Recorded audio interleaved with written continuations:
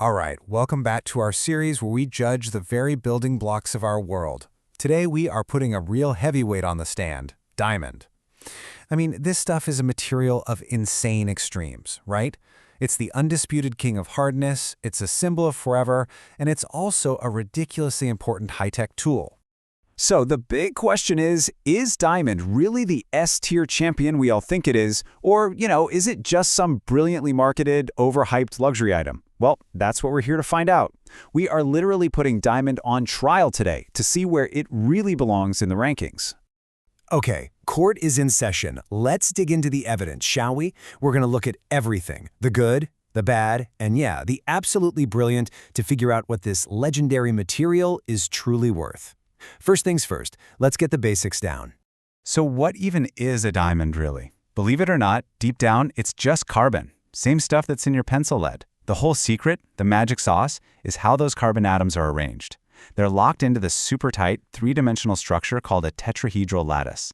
And it's that atomic-level architecture, this incredibly rigid network that gives diamond pretty much all of its superpowers, from that legendary hardness to the way it just explodes with light. And it's not like there's just one type of diamond. For our purposes, we're breaking it down into three main camps. First, you've got your classic natural diamonds, the ones cooked up deep inside the earth. Then you have lab-grown diamonds. Chemically, they're the exact same thing, but they're made by us. And finally, you have industrial diamonds, which are kind of the unsung heroes of the whole operation, used for all the tough jobs like cutting and grinding. Okay, so let's call the first witness. We're going to start by building the case for diamond. We'll look at its incredible history and those off-the-charts physical properties. I mean, this is where its whole legend really comes from. The story of diamond goes way, way back. We're talking ancient India, around the 4th century BCE, where they were first mined and used as both tools and super rare gems.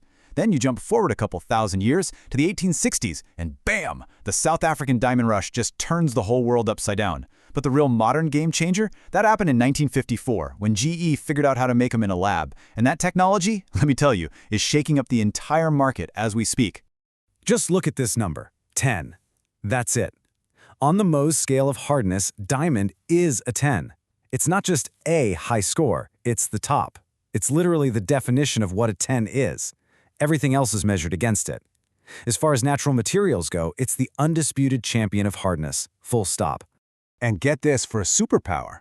We all know it's hard, but did you know how well it handles heat? Diamond conducts heat 5 times better than copper. Just think about that for a second. Copper is what we use for wiring and heat sinks. So while we're all busy admiring its sparkle, diamond's real secret weapon is its ability to suck heat away from super-sensitive, high-power electronics. That makes it absolutely critical in the world of high-tech. And then, of course, there's just the pure wow factor. The biggest gem-quality diamond ever found, the Cullinan, weighed in at over 3,000 carats. That's, it's over 600 grams.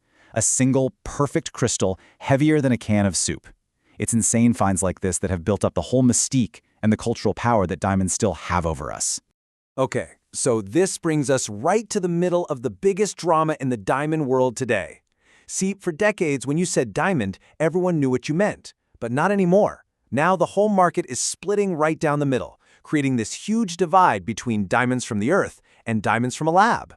So here's how it breaks down. On one side, you have natural diamonds. Their value is all about history, rarity, and this incredibly powerful cultural image that's been built up over centuries. And that's what keeps those prices sky high. On the other side, you've got lab-grown diamonds. They're the exact same stuff, atom for atom, but way cheaper. And their big play, their disruption, is that they're making us ask, what makes a gem valuable anyway? Is it where it came from, or is it about things like ethics and getting a flawless stone? That's the billion-dollar question that's reshaping the whole idea of luxury. But nothing's perfect. And it's time to hear from the other side. Let's look at the case against diamond.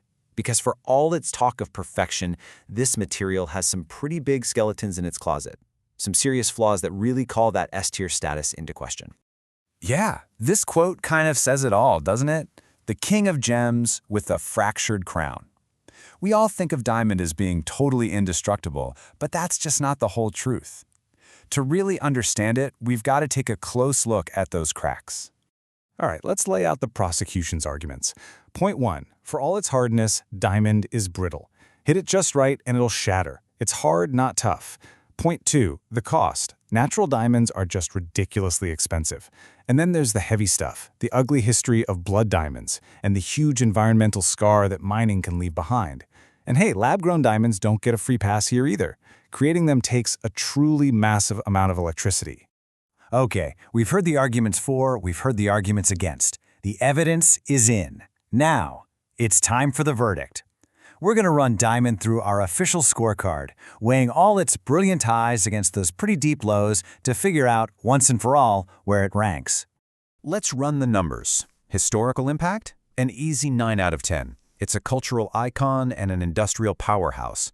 Mechanical properties? A stunning 9.5. We're only docking half a point for that brittleness problem. Workability, though, that's a 7. It's just a nightmare to cut and shape. Scalability and cost? That's where it takes a hit, a 6 out of 10. Natural supply is tight, and lab-grown still costs a pretty penny to make. But check this out. Versatility is a really strong 8.5, from jewelry to quantum computing. And finally, lasting relevance, another 9. It's not going anywhere. So after all that, after crunching the numbers, the verdict is in. Diamond lands squarely in the high A tier. Look, it is absolutely an elite, game-changing material, but those issues, the cost, the brittleness, the ethical baggage, they just hold it back from grabbing that legendary S-tier crown. So that leaves us with one final thought, right? Why does this brilliant but clearly flawed material still matter so much? I think it's because diamond really does live a double life. It's this pinnacle of luxury, and at the same time, a completely irreplaceable tool for industry. It might not be the material we use to build our world, but it's absolutely essential for shaping it, for polishing it, and for making it sparkle in a way that really nothing else can.